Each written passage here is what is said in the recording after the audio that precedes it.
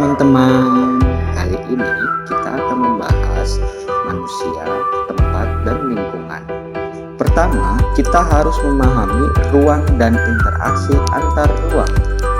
Setiap makhluk hidup di bumi ini memerlukan ruang untuk melangsungkan kehidupannya loh guys.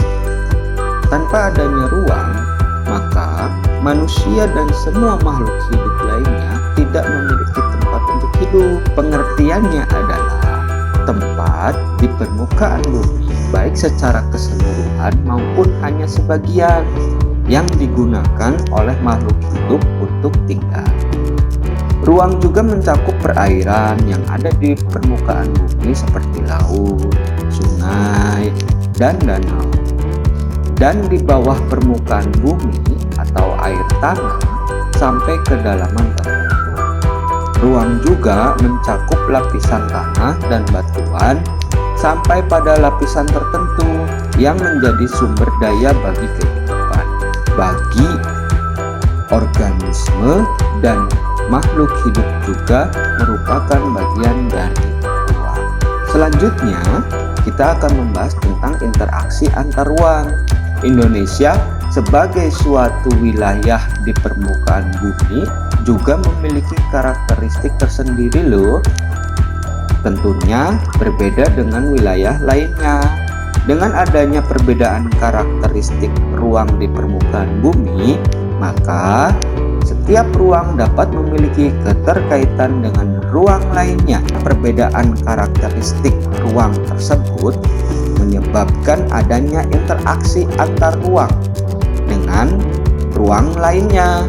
Karena setiap ruang membutuhkan ruang lainnya, interaksi antar ruang dengan ruang lainnya dilakukan dalam usaha untuk memenuhi kebutuhan hidup. Contohnya, wilayah pegunungan, aktivitas penduduk umumnya sebagai penghasil sayuran. Sedangkan daerah pesisir, aktivitasnya menghasilkan ikan laut. Penduduk daerah pantai membutuhkan sayuran dari daerah pegunungan, dan sebaliknya. Kedua wilayah kemudian saling berinteraksi melalui aktivitas perdagangan. Interaksi antar ruang dapat berupa pergerakan orang, barang, informasi dari asal menuju daerah tujuan. Kemudian, bentuk-bentuk interaksi antar ruang.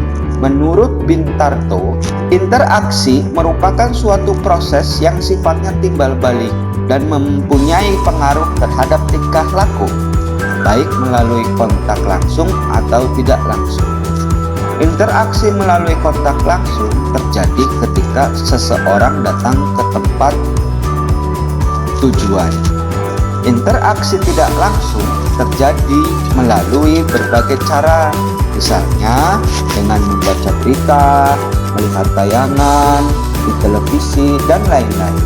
Interaksi juga dapat terjadi dalam bentuk perjalanan menuju tempat kerja, migrasi atau perpindahan penduduk, perjalanan wisata, pemanfaatan fasilitas umum, dan lain-lain.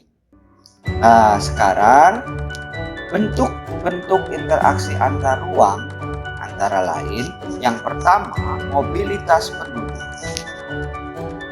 Mobilitas penduduk adalah interaksi dalam bentuk pergerakan atau perpindahan manusia. Contohnya, imigrasi, transmigrasi, urbanisasi. Perjalanan penduduk antar wilayah untuk bekerja atau berwisata. Yang kedua adalah komunikasi.